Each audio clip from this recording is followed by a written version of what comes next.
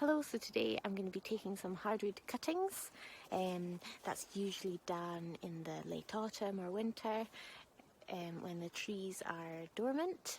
You can try it on lots of different species. There's willow and cornus and buddleia and quite a few tree species as well. So I'm going to show you how to do that.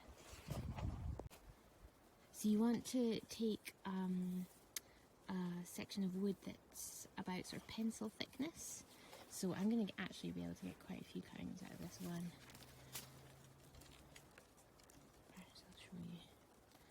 So I'll cut it here, and then remember to always leave it tidy. So I'm going to cut that there. And so that you don't get confused, it's best to have so the growing tip is at that end, so you know what the bottom and the top are. So this is the bottom, and you want your cuttings to be at least sort of 6 inches, 15 centimetres, so that's about the size of a pair of secateurs. And then you should make a sort of sloping cut.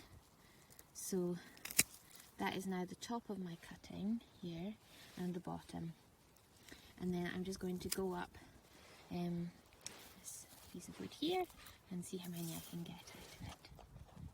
There we go. So as you can see, as I got closer to the growing tip, they got smaller.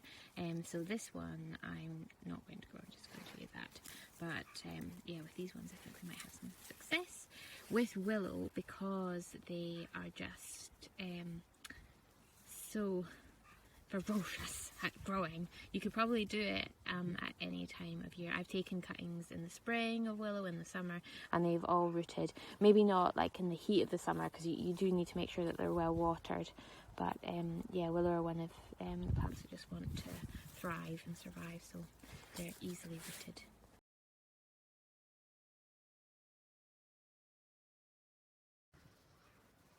So here I have my pot full of sand up to about here, and then the rest a mix of peat compost and my own homemade compost. And I've got my cuttings here.